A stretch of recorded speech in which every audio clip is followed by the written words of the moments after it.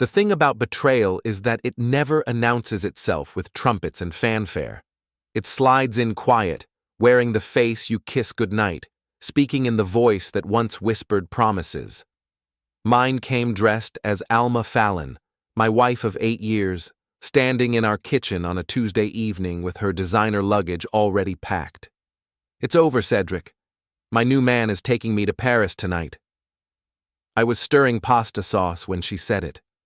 The wooden spoon kept moving in slow circles while my brain processed what I'd just heard.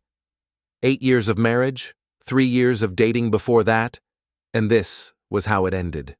Not with tears or screaming or even an explanation. Just a flat statement delivered like she was reading the weather forecast. "Enjoy," I said, not turning around. That caught her off guard. I could hear it in the silence that followed, the way her breathing changed. She'd expected rage, maybe begging. Instead, I kept stirring sauce that neither of us would eat. "That's it?" Her voice carried a note of disappointment. "No fight? No drama?" What would be the point? I set the spoon down and finally turned to face her. Alma looked stunning, as always. Blonde hair perfectly styled, makeup flawless despite the fact she'd supposedly just made the biggest decision of her life. She was wearing the black dress I'd bought her for our anniversary last year. The irony wasn't lost on me. "I thought you'd at least ask who he is."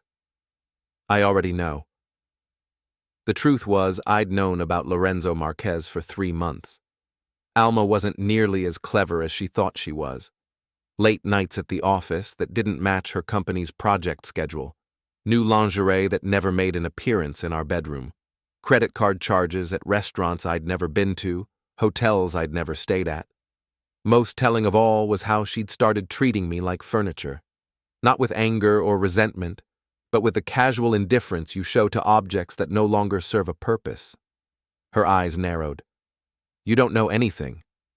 Lorenzo Marquez, 42, divorced, owns that string of luxury hotels downtown, your boss at Prestige Properties, drives a silver Maserati with vanity plates that read, Luxury One. Should I go on?" The color drained from her face. "You've been spying on me?" "I've been paying attention. There's a difference." I walked to the window and looked out at the city lights. Boston spread out below us, all glittering promise and hidden secrets. How long? Does it matter? Humor me. She shifted her weight, designer heels clicking on the hardwood floor. 6 months. Try again. What difference does it make? It's over between us. It has been for a long time. She wasn't wrong about that. Our marriage had been circling the drain for 2 years, maybe longer. We'd become strangers, sharing a mortgage, going through the motions of a relationship that had died somewhere between her promotion at the real estate firm and my decision to start my own cybersecurity consulting business. But knowing your marriage is over and having your wife announce she's leaving you for another man are 2 very different things. One is a mutual recognition of failure, the other is a declaration of war. "The taxi's waiting downstairs," she said, checking her phone. "Lorenzo's picking me up at the airport." "First class?" "Of course." She said it like the question was insulting. Alma had always had expensive tastes. It was one of the things that attracted me to her initially, back when I was young and stupid enough to think a woman who demanded the best would somehow make me better by association. "Well, don't let me keep you." I returned to the stove and turned off the burner. "Have a wonderful time in Paris." She stood there for another minute, waiting for something. When it became clear I wasn't going to give her the satisfaction of a scene, she grabbed her bags and headed for the door. "I'll send for the rest of my things when I get back." "Sure thing." The door closed with a soft click. I stood in the kitchen, listening to the sound of her heels in the hallway, the elevator doors opening and closing. Then silence. I pulled out my phone and scrolled through my contacts until I found the number I needed. It rang twice before she answered. "Cedric? This is unexpected." "Hello, Valerie. I hope I'm not calling too late." Valerie Dupre had been Alma's best friend since college, though best friend was probably too generous a term. They were more like frenemies, bound together by shared social circles and a mutual appreciation for expensive things. Valerie had inherited her money from a grandfather who'd made his fortune in shipping. Alma had married hers, or at least she thought she had. Not at all. I was just having a glass of wine and reading. What's on your mind? Alma just left me. She's flying to Paris tonight with her boss. The silence stretched for several seconds. Oh, Cedric, I'm so sorry. I had no idea. That was a lie. Valerie knew everything that happened in Alma's life, often before Alma knew it herself, but I appreciated the performance. I was wondering if you might be free for dinner tomorrow night. I could use the company of a friend. Of course, absolutely.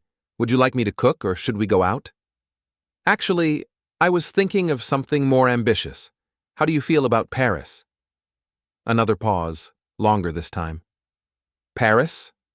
I have frequent flyer miles I've never used. Enough for 2 first-class tickets. I was thinking we could leave tomorrow night, spend the weekend, my treat. Cedric, that's incredibly generous, but are you sure? You've just been through a shock. Maybe you should take some time to process. I've had 3 months to process. Now I want to act. 3 months? I'll explain over dinner. Are you interested or not? Yes, she said, and I could hear the smile in her voice. Yes, I'm very interested. Perfect. I'll make the arrangements and call you with the details. I hung up and immediately dialed the second number. This one went to voicemail. Elliot, it's Cedric. I need that package we discussed last month. Tonight, if possible. Call me back.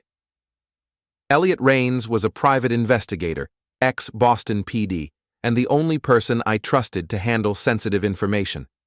3 months ago, when I'd first suspected Alma was cheating, I'd hired him to document everything. Insurance, I'd called it. Now it was time to cash in the policy. My phone buzzed with a text message 20 minutes later. Package ready, usual drop point, 1 hour. I grabbed my jacket and headed out into the Boston night. The usual drop point was a 24-hour diner in Southie, the kind of place that served brutally strong coffee and kept to itself. Elliot was already there when I arrived, sitting in a corner booth with a manila envelope beside his coffee cup. He was in his 50s, gray-haired and lean, with the kind of weathered face that had seen too much of humanity's dark side. We'd met 5 years ago when someone had tried to hack my company's servers. Elliot had tracked down the culprit, a disgruntled former employee, and we'd stayed in touch ever since. You look like hell, he said as I slid into the booth across from him. Alma left tonight, Paris with her boss. Lorenzo Marquez. Yeah, I figured this was coming. He pushed the envelope across the table. Everything's in there. Photos, financial records, hotel receipts, text messages, enough to bury them both if you want to go nuclear. I opened the envelope and flipped through the contents. Elliot was thorough, I'd give him that. Pictures of Alma and Lorenzo entering and leaving hotels. Credit card statements showing charges for jewelry I'd never seen Alma wear. Screenshots of text messages that made my stomach turn. How bad is it? Bad enough. Your wife's been living a double life for 8 months, not 6. Marquez has been funding it with company money, which means his business partners might be interested in knowing where their profits have been going. What about his wife? Ex-wife as of 2 months ago. Apparently she found out about the affair and took him for half of everything. He's been scrambling to cover his losses ever since. That explained the urgency of the Paris trip. Marquez was probably liquidating assets, preparing to disappear with whatever money he had left, and Alma was going to help him spend it. There's something else, Elliot said. Marquez has been using false identification for some of these hotel stays. Nothing major, just switching around middle names and birth dates to avoid paper trails. But it's enough to flag him with airport security if someone were to tip them off. Hypothetically speaking, Elliot smiled. You want me to make that call? Not yet. I want to time this right. I paid for Elliot's coffee and headed home with the envelope. Back in the apartment, I spread the contents across the dining room table and began to plan. Alma thought she was so smart, so careful.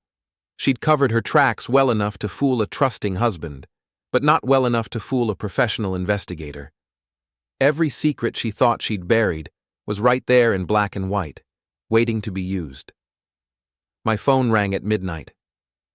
"Valerie, I've been thinking about your invitation," she said. "Are you sure this is what you want to do? Chasing after Alma in Paris seems like it might cause more pain than it's worth." "I'm not chasing after anyone. I'm taking a vacation with a beautiful woman. If Alma happens to be in the same city, well, that's just coincidence. And if we run into them, then we'll be gracious and polite. After all, we're the ones in first class." Valerie laughed. "You're terrible." "I'm practical. Alma wants to play games? Fine. But she's about to learn that she's not the only one who knows how to bend the rules." I booked the flights after we hung up, using miles I'd accumulated from business travel over the past 5 years. Miles Alma didn't know existed, because they were tied to a credit card I'd opened for my consulting business. The same card I'd been using to slowly move money into accounts she couldn't access. I wasn't as naive as she thought. When your wife starts treating you like a stranger, you start planning for the possibility that you might actually become one. The next morning, I called in a favor from a contact at Logan Airport, a security supervisor named Tommy who'd hired my company to upgrade their surveillance systems 2 years ago. I didn't ask him to do anything illegal. I simply provided him with information about a passenger who might be traveling under false pretenses. "Just keep an eye out," I told him. "If everything's legitimate, no harm done. But if there are discrepancies in his documentation, we'll handle it by the book," Tommy assured me. The pieces were falling into place. Alma and Lorenzo thought they were playing chess, but they'd forgotten that I'd been watching the board for months. They were about to discover the difference between making a move and making the right move. I spent the day tying up loose ends at work, delegating projects to my team, and preparing for an extended absence. My assistant, Jennifer, raised an eyebrow when I told her I'd be out of the country for an indefinite period. "Everything okay, boss?" "Everything's perfect. I'm finally taking that vacation I've been promising myself." At 6 o'clock, I picked up Valerie at her penthouse in Back Bay. She lived in one of those converted brownstones that cost more than most people made in a decade. All exposed brick and hardwood floors and windows that looked out over the Charles River. She answered the door wearing a black cocktail dress that probably cost more than my car payment and a smile that suggested she was looking forward to whatever came next. "Ready for an adventure?" she asked. "More than ready." We took a cab to Logan, chatting about everything except the real reason for our trip. Valerie was good company, always had been. She was intelligent, funny, and sophisticated in a way that didn't feel forced or pretentious. I'd always wondered why she and Alma were friends, given how different they were. At the airport, I checked us in at the first-class counter while Valerie handled our luggage. The clerk was efficient and professional, scanning our passports and printing boarding passes with a minimum of fuss. "Your flight board's in an hour," she said. "You'll be departing from gate C7. We made our way through security and found seats at the gate. That's when I saw them. Alma and Lorenzo were standing in line at the regular check-in counter, about 50 yards away. Even from a distance, I could see that something was wrong. Lorenzo was arguing with the clerk, gesturing emphatically while Alma stood beside him looking increasingly agitated. "Is that them?" Valerie asked, following my gaze. "That's them. They don't look like they're having a good time." "No, they don't." As we watched, 2 airport security officers approached the counter. One of them spoke to the clerk, who pointed at Lorenzo. The officer asked to see his identification, then stepped aside to make a phone call. "What's happening?" Valerie whispered. "Justice," I said. The security officer returned and spoke quietly to Lorenzo, who shook his head vigorously. Alma was trying to intervene, but the officer ignored her. After a few more minutes of discussion, both Lorenzo and Alma were escorted away from the counter toward a security office. Ladies and gentlemen, we are now boarding first-class passengers for Air France Flight 447 to Paris, the gate agent announced. Valerie and I stood up, gathered our carry-on bags, and walked to the boarding gate. As we handed over our boarding passes, I caught a glimpse of Alma through the window of the security office. She was on her phone, pacing back and forth, her face flushed with anger and frustration. "Boarding passes, please," the flight attendant said with a smile. I handed over our passes and followed Valerie down the jetway toward the plane. Behind us, I could hear the muffled sound of raised voices from the security office. "Sir?" The flight attendant was looking at me expectantly. "Sorry," I said. "Just enjoying the moment." We found our seats in first class, spacious, comfortable, with champagne waiting and warm towels offered by attentive staff. Through the window, I could see the terminal where Alma and Lorenzo were presumably still being questioned by security. "This is incredible," Valerie said, settling into her seat. "I can't believe you've never used these miles before. I was saving them for a special occasion. And this qualifies?" "Absolutely." The plane pushed back from the gate right on schedule. As we taxied toward the runway, I pulled out my phone and sent a text message to Elliot. "Package delivered. Thanks for everything." His response came back immediately. "Happy hunting." I turned off my phone and accepted a glass of champagne from the flight attendant. Beside me, Valerie was looking out the window as Boston fell away below us. "I have a confession," she said without turning around. "Oh?" "I never liked Lorenzo. There was always something sleazy about him. The way he looked at women, the way he talked about money. Alma deserved better." "And now?" She turned to face me, her green eyes serious. "Now I think she got exactly what she deserved." The plane climbed into the night sky, carrying us toward Paris and whatever came next. Behind us in a security office at Logan Airport, Alma was probably discovering that her carefully planned escape had turned into a nightmare. I'd made 2 phone calls and changed everything, but this was just the beginning. Paris in October was everything the guidebooks promised and nothing like I'd expected. The city was crisp and golden, with leaves falling from the trees along the Champs-Élysées and the kind of light that made even ordinary moments feel cinematic. Valerie and I checked into the Hotel Plaza Athénée, where I'd booked the same suite Lorenzo had reserved for himself and Alma. "How did you manage this?" Valerie asked as the bellhop showed us around the palatial accommodations. Floor-to-ceiling windows overlooked the Eiffel Tower, and the marble bathroom was larger than most people's bedrooms. "I have my ways," I said, tipping the bellhop generously. The truth was simpler than it sounded.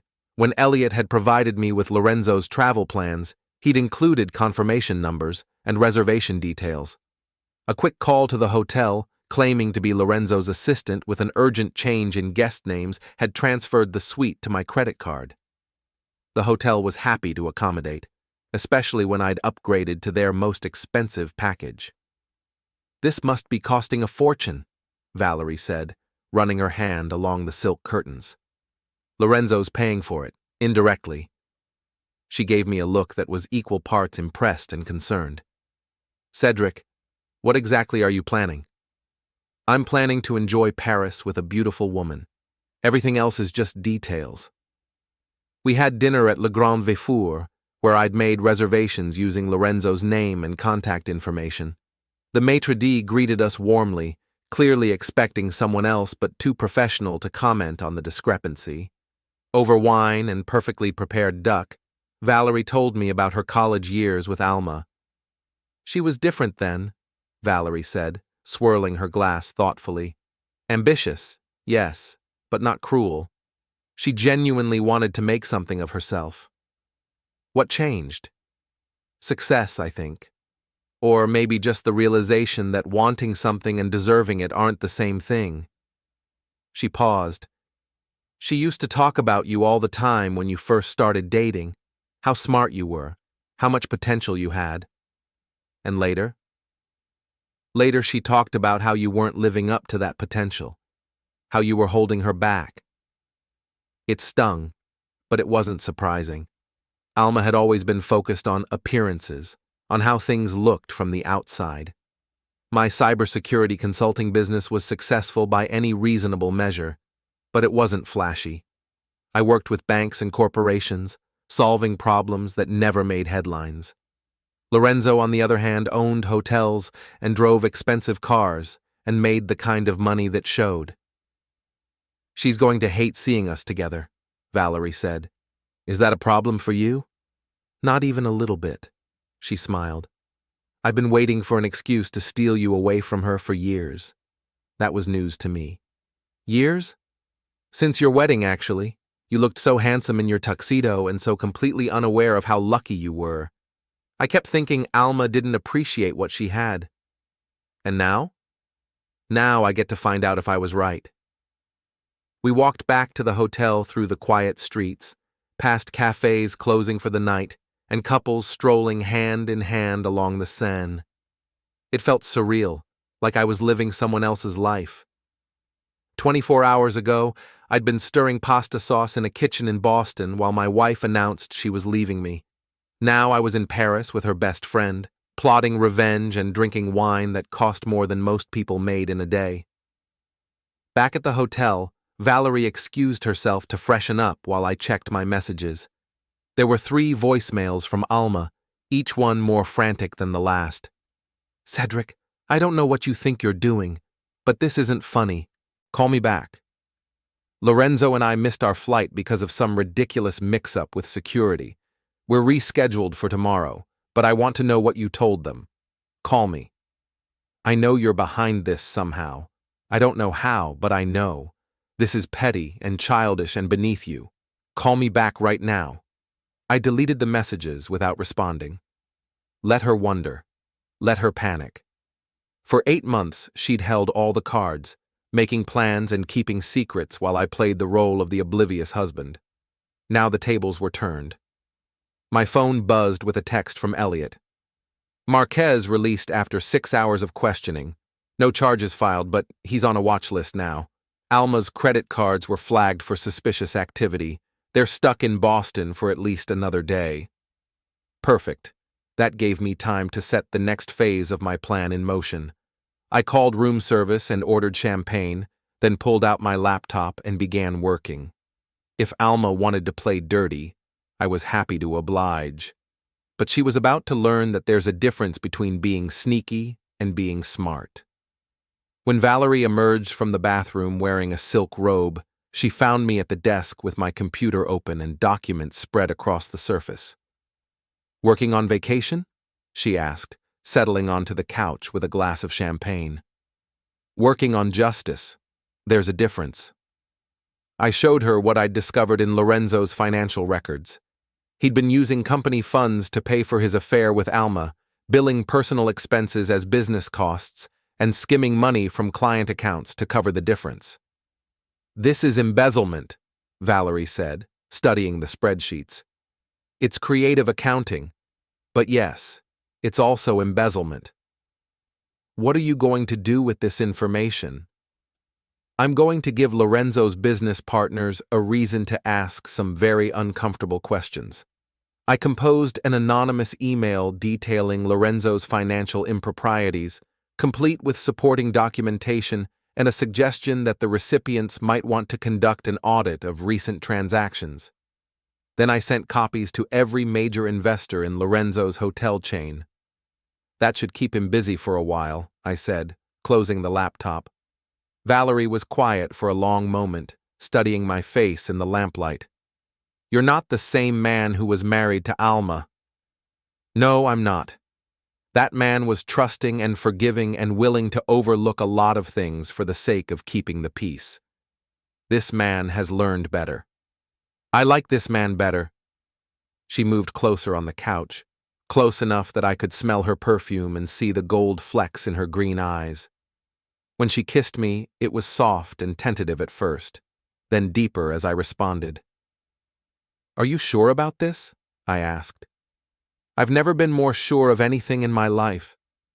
We made love slowly, carefully, like people who knew they were crossing a line that couldn't be uncrossed. Afterward, We lay in the massive bed watching the lights of Paris twinkle outside our window. "Alma's going to lose her mind when she finds out about us," Valerie said, tracing patterns on my chest with her finger. "Good. Let her see how it feels." "You really hate her, don't you?" I considered the question. No, I don't hate her. Hate requires passion, and I don't have any left for Alma. But I do want her to understand that actions have consequences. She spent 8 months treating me like I was invisible, like I was too stupid or too weak to fight back. Now she's going to learn otherwise. The next morning, we had breakfast at a cafe near the Louvre, then spent the day playing tourist. We visited the Musée d'Orsay, walked through the Tuileries garden, and took pictures of each other in front of famous landmarks. It was the kind of day Alma had probably imagined having with Lorenzo, romantic and perfect and utterly Parisian. At lunch, Valerie suggested we post some of our photos on social media. "Alma follows my Instagram," she said with a mischievous smile. "She'll see them." Is that wise? Probably not, but it's fun. We selected the best photos from the morning and posted them with captions about unexpected adventures and new beginnings. Within an hour, Valerie's phone was buzzing with notifications. "Alma's calling," she said, showing me the screen. "Don't answer. Let her wonder." Before we dive deeper into this story, I have one small request. Please subscribe, drop a like, comment, and hit that hype button to boost this channel so more people can discover these incredible Reddit stories. That evening, we had dinner at Le Meurice, where the waiters treated us like royalty, and the food was a work of art. Over dessert, Valerie's phone buzzed with a text message. "It's from Alma," she said, reading the screen. "She wants to know what I'm doing in Paris and why I'm with you." "What are you going to tell her?" "The truth. That her husband is charming and attentive and everything she was too blind to appreciate." She typed a response and hit send before I could stop her. A few minutes later, her phone rang. "It's her again," Valerie said. "Answer it this time. Put it on speaker." Valerie accepted the call and set the phone on the table between us. "Valerie? Thank goodness. I've been trying to reach you all day." "Hello, Alma. I'm having dinner, so I can't talk long." "Where are you? Those photos you posted look like Paris, but that's impossible because—" Alma's voice cut off abruptly. "Because what, Alma?" "Because you can't afford Paris, not the Paris you're posting about." Valerie looked at me and rolled her eyes. "Actually, I'm not paying for any of this. I'm here with the most generous, thoughtful man who insisted on treating me to the vacation of a lifetime." "Who?" "Valerie. Who are you with?" "Your husband. Well, your ex-husband, I suppose, since you left him for that sleazy boss of yours." The silence on the other end of the line stretched for nearly 30 seconds. "You're lying." "I'm really not. Cedric's right here. Would you like to say hello?" I leaned toward the phone. "Hello, Alma. How's Boston?" The sound that came through the speaker was somewhere between a gasp and a growl. "You son of a—" "Language, Alma. We're in a very nice restaurant." "How dare you? How dare both of you? Valerie, he's my husband." "Was your husband," Valerie corrected. "You left him, remember? For Paris with Lorenzo. How did that work out, by the way?" "There was a mix-up at the airport. Security detained Lorenzo for no reason, and by the time they sorted it out, we'd missed our flight." "What a shame," I said. "These things happen when you travel with people who have something to hide." "What's that supposed to mean?" "It means your boyfriend has been playing fast and loose with his business finances, and certain authorities have taken an interest in his travel patterns." "You did this. Somehow, you did this." "I made 2 phone calls, Alma, that's all. Everything else was just a natural consequence of the choices you and Lorenzo made." "I want you to come home, both of you, right now." "I'm afraid that's not possible," I said. "We're booked here for another week, maybe longer, depending on how much we're enjoying ourselves." "Valerie, please. He's using you to get back at me. Can't you see that?" Valerie picked up the phone and took it off speaker. "Alma, I'm going to tell you something, and I want you to listen carefully. Cedric isn't using me for anything. I'm here because I want to be here. With him. You threw away the best man you'll ever find, and now I get to discover what you were too selfish to appreciate. She hung up before Alma could respond. That felt good, she said, setting the phone aside. No regrets? None. What about you? I thought about it. 24 hours ago, I'd been a man whose wife had left him for another man. Now I was in Paris with a beautiful woman who actually seemed to enjoy my company, while my ex-wife was stuck in Boston dealing with the consequences of her choices. None, I said. But this is just the beginning. What do you mean? Alma thinks this is about her leaving me. She thinks I'm acting out of hurt pride or wounded ego. She doesn't understand that this is about justice, about making sure that people who hurt others face appropriate consequences for their actions. And Lorenzo? Lorenzo's about to discover that stealing money to fund an affair is a lot easier than explaining where that money went when people start asking questions. My phone buzzed with a message from Elliot. Marquez's business partners are asking for an emergency audit. His assets have been frozen pending investigation. Thought you'd want to know. I showed the message to Valerie, who whistled softly. You don't do anything halfway, do you? When someone declares war on me, I respond accordingly. We finished dinner and walked back to the hotel through the quiet streets. Paris at night was magical, all soft lights and shadows, but I barely noticed the scenery. My mind was already working on the next phase of my plan. Alma thought she could leave me for another man and walk away without consequences. Lorenzo thought he could steal money and seduce other men's wives without anyone noticing. They were both about to learn otherwise. But first, I was going to enjoy Paris with a woman who actually appreciated my company. Justice could wait another day or two. After all, revenge was a dish best served cold, and I was just getting started. We returned to Boston on a Thursday morning, tanned and relaxed and thoroughly satisfied with our Parisian adventure. Valerie had extended her stay at my suggestion, and we'd spent 6 days exploring the city, eating at restaurants Lorenzo could never afford, and documenting every moment on social media for Alma's benefit. The flight home was uneventful, but the real entertainment began when we collected our luggage. Alma was waiting for us at the arrivals gate. She looked terrible. Her usually perfect hair was pulled back in a messy ponytail. She was wearing jeans and a wrinkled sweater, and there were dark circles under her eyes that no amount of concealer could hide. When she saw us walking together, pulling our designer luggage and laughing about something Valerie had said, her face went through a series of expressions that would have been comical if they weren't so pathetic. "Cedric!" she called out, hurrying toward us. "We need to talk." "Hello, Alma. You look like you've had a rough week." "Don't." Her voice was sharp, desperate. "Don't you dare act like this is casual conversation. You know exactly what you've done." "I've had a wonderful vacation with a delightful companion. What have you done?" Valerie squeezed my arm. "I'm going to get us a cab," she said. "Take your time." She walked away, leaving me alone with my wife, ex-wife. The divorce papers were already being prepared by my lawyer, though Alma didn't know that yet. "Lorenzo's been arrested," Alma said without preamble. "Has he? What for?" "You know what for. Embezzlement. Fraud. His business partners found discrepancies in the accounts, and somehow they traced it all back to him. That's unfortunate. I hope he has a good lawyer. Stop pretending you don't know anything about this.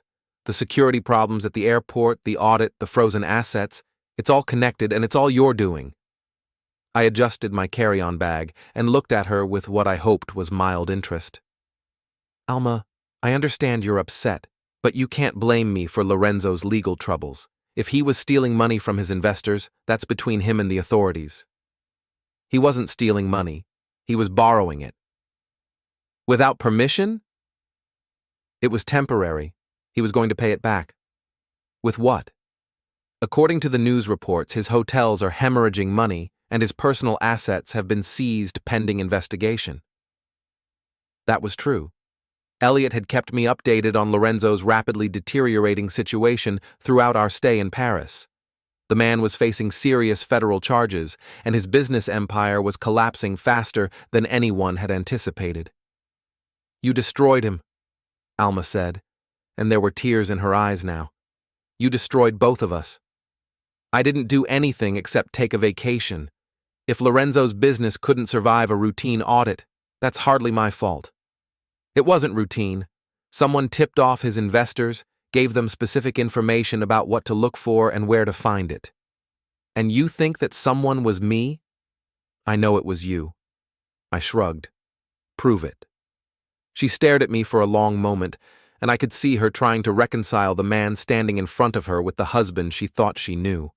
The Cedric she'd left in that kitchen a week ago would never have been capable of orchestrating Lorenzo's downfall. That Cedric was passive, accommodating, willing to overlook almost anything for the sake of avoiding conflict. This Cedric was something else entirely. "What do you want?" she asked finally. "I want you to understand that actions have consequences. You chose to betray our marriage, to humiliate me, to plan a new life with another man using money he stole from his business partners. Now you get to live with the results of those choices. I made a mistake. I see that now. But we can fix this. We can work through it." "No, we can't. What we had is over, Alma. It was over the moment you decided I wasn't worth your loyalty." "So this is revenge? You're punishing me because your feelings were hurt?" "This isn't about my feelings. This is about justice. You and Lorenzo thought you were smarter than everyone else, that you could lie and cheat and steal without anyone noticing. You were wrong." Valerie appeared at my elbow. "Cab's here," she said cheerfully. "Ready to go?" Alma looked back and forth between us, her expression shifting from desperation to anger. "This isn't over, Cedric. You think you've won, but you haven't. I'll fight you on everything, the divorce, the assets, all of it. You're welcome to try, but you might want to focus on finding a new job first. I hear Prestige Properties is looking for a new finance manager." The color drained from her face. "They wouldn't fire me. I haven't done anything wrong." "Haven't you? I'm sure their clients would be very interested to know that their finance manager was romantically involved with a man who's been charged with embezzlement, especially when some of those charges relate to money that passed through accounts you had access to." That wasn't exactly true, but it was close enough to make Alma panic. The truth was that Lorenzo had been careful to keep his embezzlement separate from Alma's work at Prestige Properties, but the association alone would be enough to make her employers nervous. "You're bluffing." "Am I? Why don't you call your boss and find out?" She pulled out her phone with shaking hands and dialed a number. I couldn't hear the other side of the conversation, but Alma's face told me everything I needed to know. "Mr. Harrison, it's Alma Fallon. I was calling to confirm my schedule for next week." "What do you mean, indefinite leave?" "No, I haven't seen the news." "I understand, but surely you don't think—" "Mr. Harrison? Mr. Harrison?" She lowered the phone slowly, staring at the screen like it had personally betrayed her. "Indefinite leave pending investigation," she said numbly. "I'm sorry to hear that. I'm sure it will all work out for the best." Valerie tugged on my arm. "The cab driver's getting impatient." "Of course. Alma, it's been lovely catching up, but we really do need to go." We walked toward the exit, leaving Alma standing alone in the arrivals area. I felt a moment of something that might have been pity, but it passed quickly. She'd made her choices. Now she got to live with them. In the cab, Valerie was quiet for the first few minutes, staring out the window at the familiar Boston skyline. "Do you think we went too far?" she asked finally. "Do you?" "No, but I also never liked her as much as I pretended to." "Why did you stay friends with her?" "Social convenience, mostly. We moved in the same circles, knew the same people. It was easier to maintain the friendship than to deal with the drama of ending it." "And now?" "Now I don't have to pretend anymore." We went to Valerie's penthouse where she opened a bottle of wine, and we sat on her balcony overlooking the Charles River. The October afternoon was crisp and clear, with the kind of light that made the city look like a postcard. "What happens next?" she asked. "Next, I file for divorce and divide our assets according to the prenuptial agreement Alma insisted we sign when we got married. She was so worried about protecting her interests that she never considered how those same protections might work against her." "And Lorenzo?" "Lorenzo's problems are just beginning. Federal embezzlement charges carry serious prison time, and his business is finished. Even if he beats the criminal charges, the civil lawsuits from his investors will destroy whatever's left."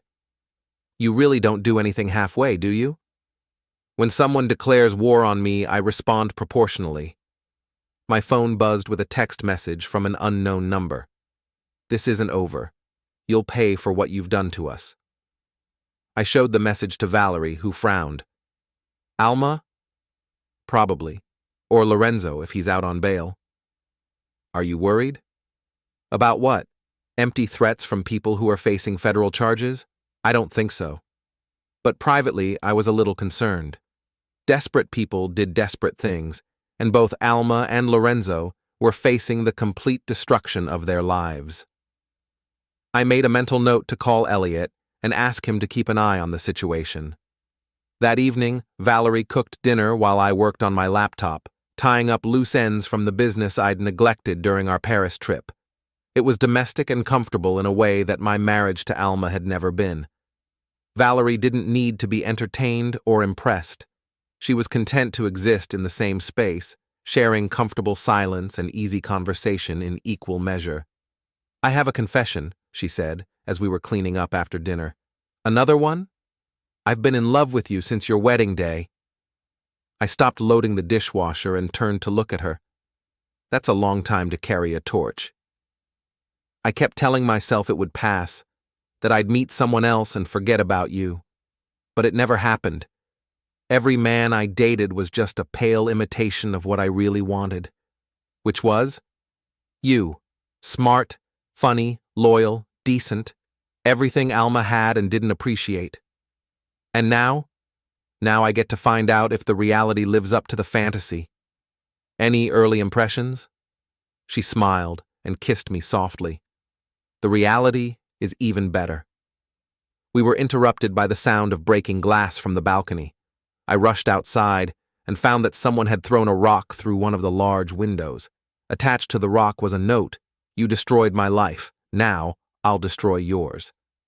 "Call the police," I told Valerie. "Is this really necessary? It's just a broken window and an angry note. It's criminal mischief and threats, and it's escalation. Whoever did this is moving from words to actions." The police arrived within 20 minutes, took our statements, and collected the rock and note as evidence.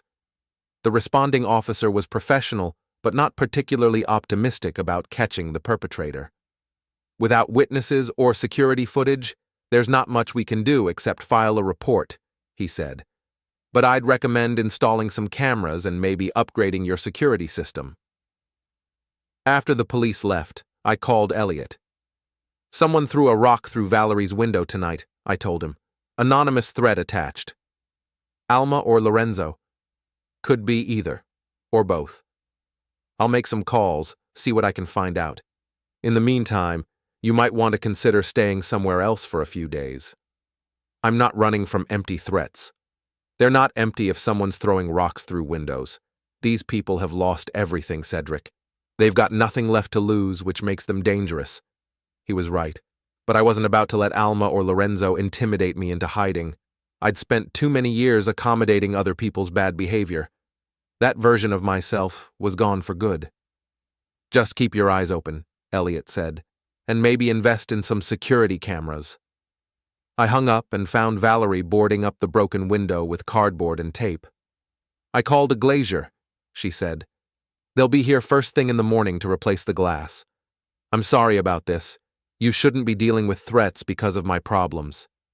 "Our problems," she corrected. "We're in this together now." That night, we slept fitfully, waking at every small sound from the street below. But nothing else happened, and by morning, I was beginning to think the rock-throwing incident had been an isolated outburst of frustration rather than the beginning of a sustained campaign of harassment. I was wrong. The next morning, I discovered that someone had slashed all 4 tires on my car and spray-painted "Cheater" across the windshield. The security cameras in Valerie's building had mysteriously malfunctioned during the night, so there was no footage of the vandalism. "This is getting serious," Valerie said as we waited for the police to arrive for the second time in 12 hours. "It's getting stupid," I corrected. "Whoever's doing this is just making things worse for themselves." But I was starting to worry. The escalation from anonymous text to property damage suggested that someone was losing control, and people who'd lost control were unpredictable. The police officer who responded to the vandalism report was the same one who'd taken our statement about the broken window. "You folks seem to be having a run of bad luck," he said dryly. "It's not luck," I said. "Someone's targeting us." "Any idea who?" I gave him Alma's contact information and explained the situation with Lorenzo's arrest. The officer took notes, but didn't seem particularly hopeful about resolving the case quickly. "We'll follow up with both of them," he said, "but unless we catch someone in the act or find physical evidence linking them to these incidents, there's not much we can do." After he left, I called my insurance company to report the vandalism, then arranged for my car to be towed to a body shop. Valerie offered to let me use her car, but I declined. I had other plans for the day. "Where are you going?" she asked as I called for a cab. "To end this nonsense once and for all." "Cedric, maybe you should let the police handle it." "The police can't do anything without evidence, but I can." The cab dropped me off at Lorenzo's office building downtown. According to Elliot's latest update, Lorenzo was out on bail, but barred from conducting business pending the resolution of his criminal case. His offices had been sealed by federal marshals, and his employees had been laid off. But I wasn't there to see Lorenzo. I was there to see his lawyer. Marcus Webb had a reputation as one of Boston's most expensive and effective criminal defense attorneys. His offices occupied the top floor of a glass tower in the financial district, with views of the harbor and furnishings that probably cost more than most people's cars. "Mr. Fallon," he said, rising from behind a desk the size of a small aircraft carrier. "This is unexpected. I hope you understand that I can't discuss my client's case with you." "I'm not here to discuss Lorenzo's case.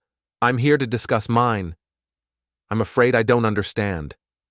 I pulled out my phone and showed him photos of the vandalized car and broken window. "Someone's been targeting me and my girlfriend with escalating acts of harassment and property damage.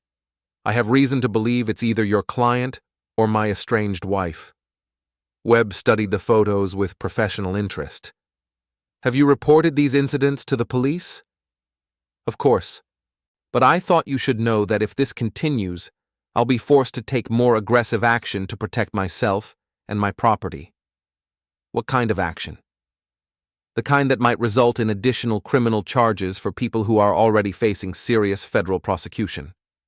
Webb leaned back in his chair and regarded me with new interest. "Are you threatening my client, Mr. Fallon?" "I'm informing him through you that his current legal problems will seem minor compared to what he'll face if he continues to harass me. Stalking, criminal mischief, intimidation. These are serious charges that carry serious penalties. And if it's not my client who's responsible for these incidents, then he has nothing to worry about. But if it is him or if he's working with my wife to target me, then he needs to understand that I'm not the passive victim they think I am." I stood up and headed for the door. "Please make sure Lorenzo gets that message. And remind him that people who are facing federal charges probably shouldn't be adding to their legal problems." Webb didn't respond, but I could see him making notes as I left his office. My next stop was Alma's apartment. She'd moved out of our place and into a studio in Southie, a significant downgrade from our previous accommodations, but probably all she could afford without a job.